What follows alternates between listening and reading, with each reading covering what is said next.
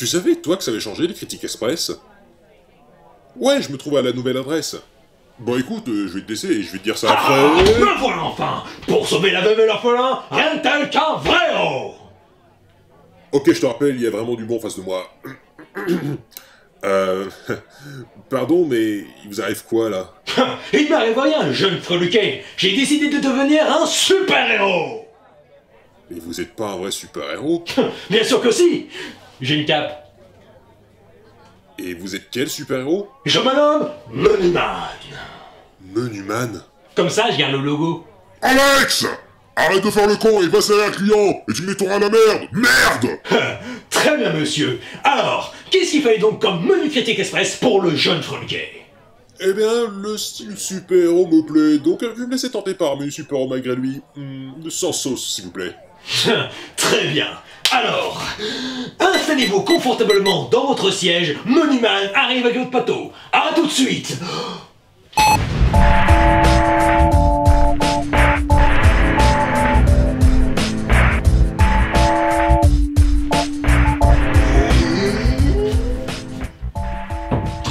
Et voilà votre menu, jeune citoyen lambda. Et je vous souhaite un agréable visionnage. Alors, Super Héros malgré lui, c'est le nouveau film de Philippe Lachaud, avec accessoirement la bande à Fifi, qui est composée de Julien Reti et de Tarek Boudali, avec également d'autres personnes comme Elodie Fontan ou Rem Kerichi. C'est la même mangue un peu geek et biberonnée aux années 80 qui avait débuté à la télévision avant de partir au théâtre et avant de terminer au cinéma avec à l'origine les deux babysitting co-réalisés par Nicolas Benamou et enfin Alibi.com pour Philippe Lachaud pour la première fois et enfin Épouse-moi mon pote et 30 jours max pour Tarek Boudali. Et bien que les films de Tarek Boudali sont de comédies très sympathiques et inoffensives, et n'ont pas la même ambition que les films de son comparse Philippe Lachaud quand il essaie d'apporter un truc en plus à ses films. Sauf quand il fait un truc lambda à Alibi.com, mais ça c'est autre chose. Et justement, il y a 3 ans, était sorti Nicky Larson et le parfum de Cupidon de Philippe Lachaud, auquel j'avais fait une vidéo critique à l'époque sur le sujet, et qui avait surpris beaucoup de monde, au point même de faire changer d'avis les plus réticents, et même les détracteurs dès l'annonce du projet. C'était drôle, bien exécuté, avec des comiques de répétition, bien rythmés. Bon, à l'exception d'un passage qui traînait un peu trop, mais il y avait un amour du manga d'origine et du Club Dorothée, des scènes d'action inventives, une bonne histoire racontée avec de l'ambition visuelle, et surtout le meilleur point du film, l'alchimie entre Laura et Nikki. Et ça faisait du bien de voir dans le paysage cinématographique une adaptation de manga réussie, auquel l'humour de la bande se collait parfaitement à celui du manga d'origine, sans que le tout ne fasse kitsch ou ridicule.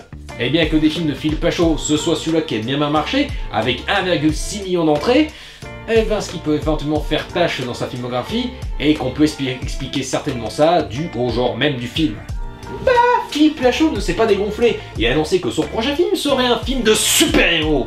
Et quand on aime le travail de la bande, et après la réussite de Nicky Larson, cela avait de quoi titiller notre curiosité face à la nouvelle ambition du réalisateur. Et donc verdict ?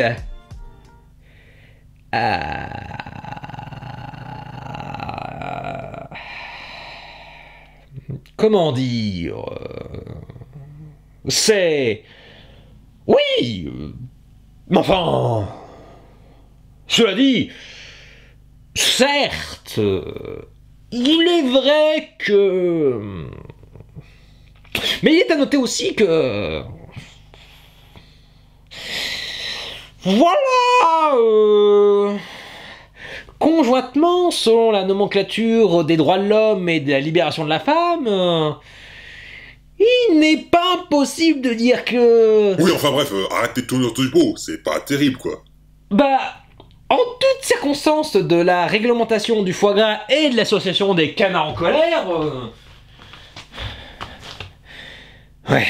Ça fait un peu mal de le dire, surtout dans le contexte de l'après Nicky Larson, film que j'avais ardemment défendu contre vents et marées. Mais bon là, Super Héros malgré lui, c'est la limite du style de la bande à Fifi. On ressentait déjà un peu ça dans les films de Tarek Boudali, qui se contentaient d'enchaîner les gags que l'on voyait venir pour la plupart, et surtout des personnages secondaires, des personnages peu intéressants et pas très bien développés, et surtout même des fois des intrigues qui n'amenaient pas à grand chose, et surtout la trajectoire du personnage principal qui était cliché, voire prévisible. Et bizarrement pour Super Héros malgré lui, ça se sentait dès le pitch du film, qui pourtant avait matière à partir loin dans le délire. Parce que le film raconte l'histoire de Cédric, un loser et un acteur pour des spots de pub ridicules, qui voit sa chance arriver quand on lui confie le rôle d'un super-héros pour un film français, à savoir le justicier Batman. Mais un jour, son père, commissaire, est envoyé à l'hôpital, et Cédric emprunte en urgence la voiture du tournage de héros de son film, et il a un accident de la route qui le rend amnésique. Et suite à un malentendu, Cédric se prend vraiment pour Batman, tandis que sa sœur et ses meilleurs amis font tout pour le retrouver et l'aider. Bref, rien qu'avec ce synopsis, on peut déjà pointer un défaut, baser son film sur un immense quiproquo, qui va donc créer des situations comiques, absurdes, etc. et une situation de base qui de toute façon va être résolue. Bah oui, nous sommes dans une comédie, et une comédie qui se base sur le style de Philippe Lachaud, à savoir sur les références et les parodies. Le problème c'est que ça empêche au film d'être original et d'avoir des situations plus délirantes, plus fantaisistes, et du coup c'est beaucoup trop terre à terre et c'est beaucoup trop premier degré malgré le ton du film pour qu'on soit plus impliqué. Et en plus, il y a des incohérences rien qu'avec la scène de l'accident, parce que si Cédric a son accident, c'est parce que c'est un accessoire qui est placé dans le coffre du véhicule qui explose, et si le truc explose, c'est parce que c'est un gars des FX qui active le mécanisme dans le hangar du tournage. Et c'est pas comme s'il l'activait dès que Cédric était parti. Non, il l'active alors que Cédric se trouve à on ne sait combien de kilomètres et pouf, le machin explose. Sacré wifi la vache!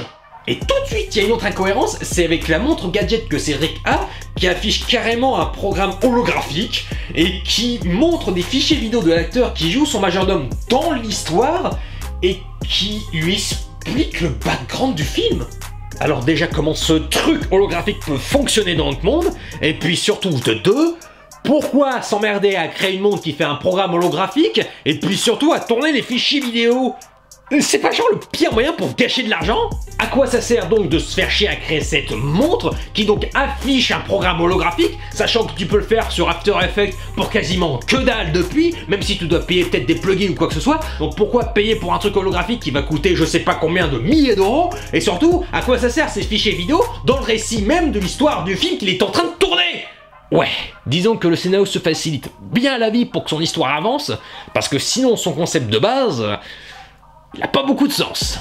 Mais en plus, niveau intrigue et développement, j'ai pas envie de dire que c'est vide, parce qu'on n'est même pas à ce stade-là, mais on va dire que c'est à peine esquissé.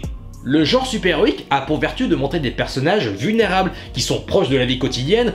Bon, évidemment, pas quand ce sont des richouilles à la Tony Stark ou Bruce Wayne, hein, évidemment. Et très souvent, la morale, quand ce n'est pas politique à la Watchmen par exemple, et bah très souvent la morale du genre super-héroïque, c'est qu'il faut se dépasser, assumer tel qu'on est, ne plus hésiter à aller de l'avant, assumer ses responsabilités, enfin, tout ça, ce sont des morales qu'on retrouve dans Spider-Man, Les Indestructibles, Incassables, etc., etc.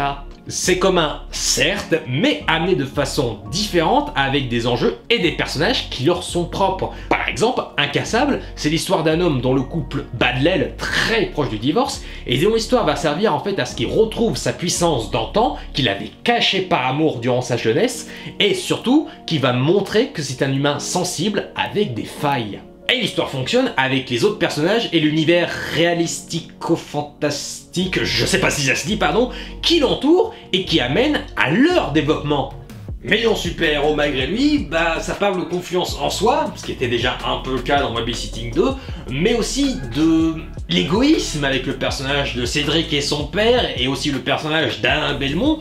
Tous ces personnages ne sont pas bien exploités, et surtout leur trajectoire, tout est dit explicitement, et rien n'est fait dans leur acte pour montrer leur évolution concrètement. Ils avancent dans le film au gré des péripéties et non des scènes qui forment un tout, et ça s'en sort d'autant plus dans cette fin qui manque d'une meilleure construction, et surtout un vrai climax. Non, parce que il faut bien comprendre ceci, c'est qu'on peut pas créer un élément, l'introduire dans le film pour pas qu'il serve à rien après. Vous voyez par exemple ce chat, il a pas été introduit dans la vidéo, pourtant là je viens de l'introduire, mais il va servir à rien après, parce que vous voyez il a envie de partir. C'est dommage, t'es mon chou. Mais alors, le problème ultime, les deux amis joués par Julien Reti et Tarek Boudali. Si vous avez compris quel était leur intérêt dans l'histoire, je suis preneur. Grossièrement, Tarek Boudali joue un homme marié à une femme plus âgée qu'elle, qui s'avère être la mère de Julien Reti. Sauf que Julien Arruti, dans l'histoire, il en veut à Tariq Boudali. Mais le problème, c'est que leurs rapports ne vont jamais changer, et même pas dans le bon sens. En plus, ce scénario, il essaye de créer une relation quiproquo entre Elodie Fontan et Julien Arruti. Et je pense que vous l'avez compris, mais ça fonctionne pas et ça sert à rien, parce qu'ils finissent même pas ensemble. Alors, ça mène pas Julien Arruti à réfléchir, à repenser sur lui-même, à vraiment à le faire évoluer et à le faire devenir un adulte responsable, loin des jupons de sa mère. D'ailleurs, c'est dingue comme quoi les personnages joués par Philippe Plachaud et Julien Arruti soient proches au niveau thématique, c'est-à-dire de s'élever en tant qu'adulte responsable, et pourtant que ce soit deux personnages distincts. Peut-être qu'il aurait fallu lier les deux personnages en un pour éviter de faire une redite et ainsi proposer une meilleure évolution pour l'un. D'autant que l'histoire de l'ex de Cédric, là, ça aurait pu être intéressant à ajouter à tout ça, parce que Cédric, il aurait pu être un adulte adolescent, un adolescent justement, qui aurait eu du mal à choisir, et justement l'ex lui aurait demandé de choisir entre elle et sa mère, et du coup Cédric n'aurait pas pu le faire, et là, du coup, dans son amnésie, il aurait amené ses fantasmes de super-héros. Il y avait un truc à jouer. Qui plus est, il y a carrément même un arc où Julien Arruti consomme des médicaments en tant que cobaye pour un laboratoire, et puis ça lui fait avoir des hallucinations. Alors, pareil, il y a 2-3 moments qui fonctionnent plutôt bien, dont celle des toilettes que je trouve bien mis en scène et bien joué, parce que ça joue vraiment sur l'attente et la surprise du moment. Mais wow, à la fin, à quoi ça a servi? Moi je sais, à rien. Hey, bravo! Vous avez gagné une image moche. Mais c'est naze. Ouais, je sais, bon... J'avais pas d'autre crainte de couleur. Bref, il n'y a rien d'autre, et l'intrigue avec ces deux personnages, les deux amis, c'est juste... du remplissage. Faire du remplissage pour un film d'1h20, c'est un peu exagéré. Donc ouais, c'est cool que la bande se réunisse pour tourner des films, parce que ça apporte une autre ambiance, c'est plus convivial, et à l'écran ça se voit aussi, la complicité et tout. Mais bon, on voit bien que de vouloir forcément, systématiquement, à chaque fois, vouloir mettre ses amis au casting, du coup, ça peut amener un scénario fragile et inégal dans le traitement. C'était déjà un peu limite dans Nicky Larson, mais ça passait encore, parce que les personnages secondaires montraient les conséquences du parfum de Cupidon, et que même à la bataille finale, ils participaient à leur manière.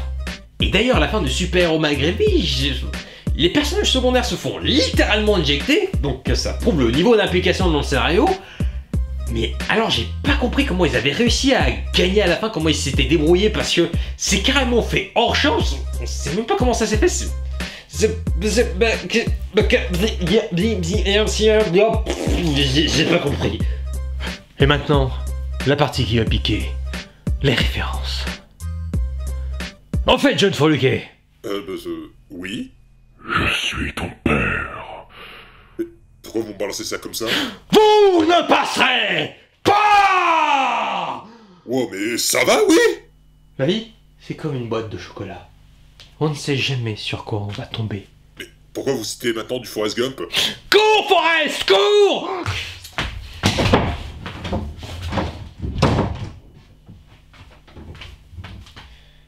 Pardon. Excusez-moi si vous avez trouvé ça gênant, mais... Sachez que je suis le premier à être gêné, et surtout Dieu seul sait à quel point j'en ai l'habitude.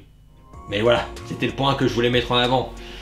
C'est pas parce qu'on balance des références que ça en devient drôle, et malheureusement, c'est le problème de Super Héros malgré lui. C'est bien simple, c'est une accumulation de références à des personnages, à des situations, à des scènes, à des accessoires cultes qui ont marqué les spectateurs des productions super-héroïques de ces 20 dernières années. Parce que pour autant, il y a quelques références qui peuvent marcher, parce qu'ils reprennent carrément la scène de l'escalier du Joker de Todd Phillips, avec la musique de Come and Get Your Love derrière, qui n'est pas un choix de musique anodin, parce que ça a été grandement utilisé dans les Gardiens de la Galaxie, qui a été bien propulsé grâce à ça. Ça permet de faire comprendre l'euphorie du personnage à ce moment-là. Dans le cadre du film Joker, quand il descend l'escalier, c'est au moment où il devient lui-même, il devient vraiment heureux, qu'il va enfin accomplir son destin. À sa manière, évidemment, je vais pas spoiler le film, mais du coup, dans Super Héros malgré lui, c'est pareil, du coup, quand il descend les escaliers, le personnage de Cédric, son passé derrière lui, donc du coup, il est en train de réussir sa vie. Donc la référence fonctionne là, pour le coup.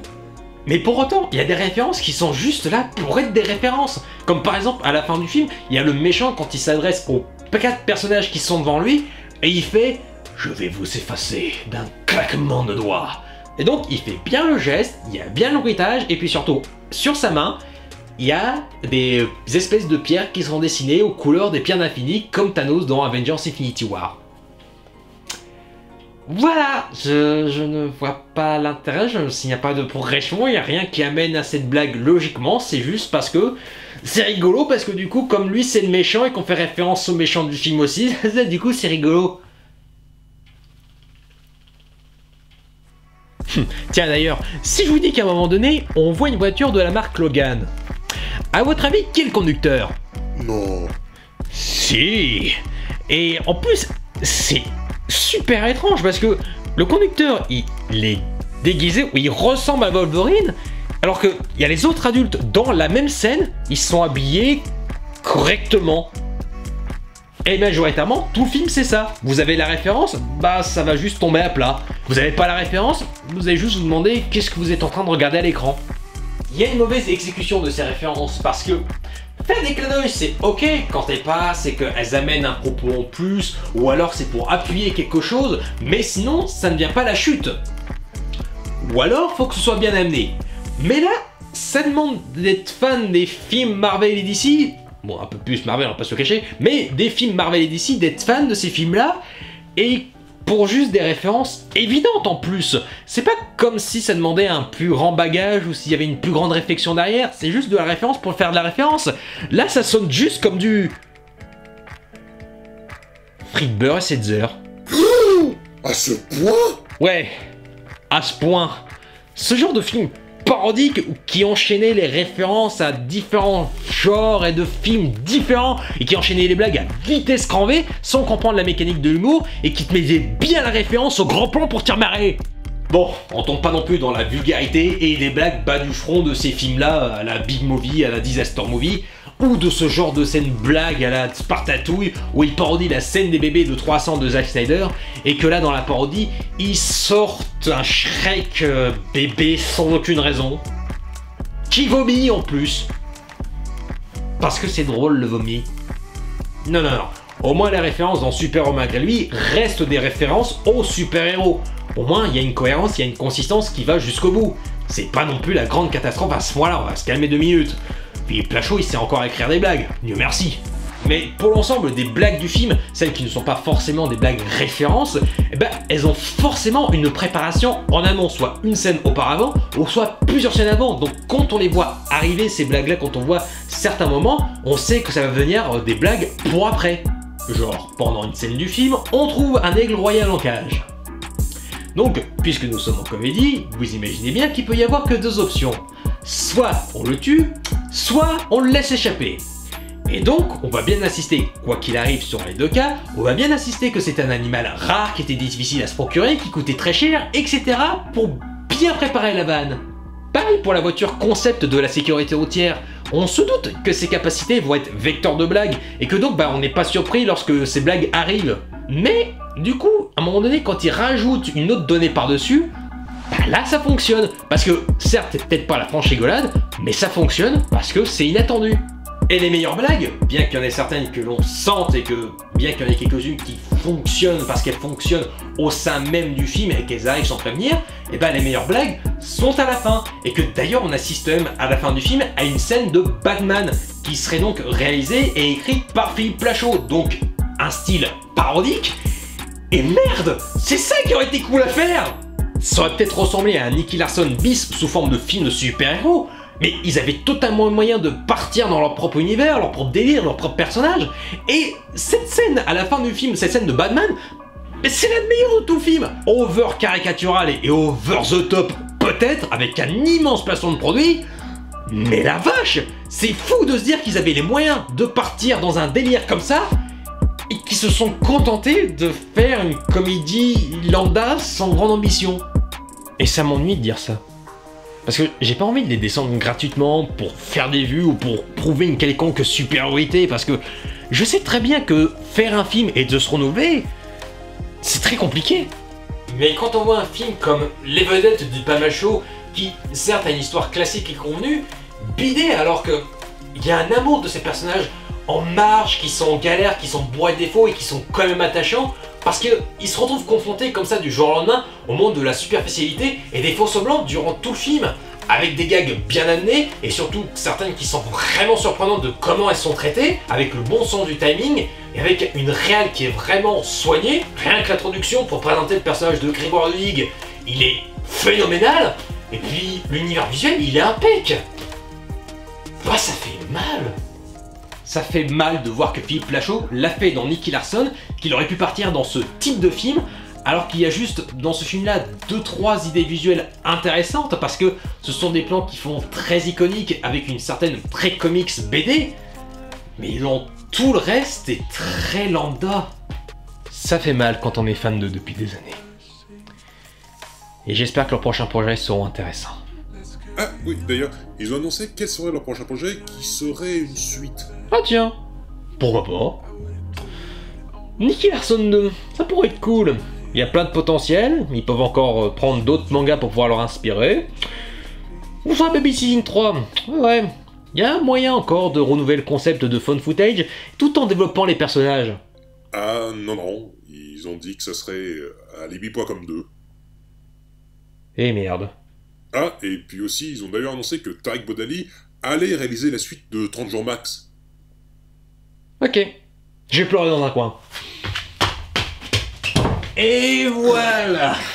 Jeune Follequet, j'espère que vous avez apprécié votre menu critique express. Surtout, n'hésitez pas à laisser un avis sur internet et à mettre 5 étoiles. C'était inhabituel, mais j'irais bien voir les vedettes, ça a l'air marrant. Merci beaucoup, au revoir.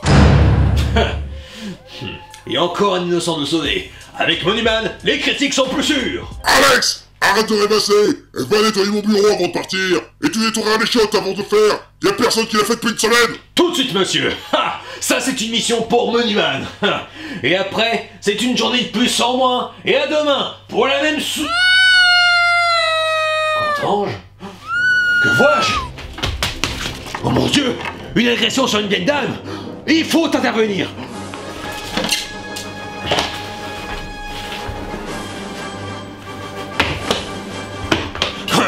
Monuman à la rescousse! Vous n'avez pas encore goûté à l'attaque ultime de Monuman.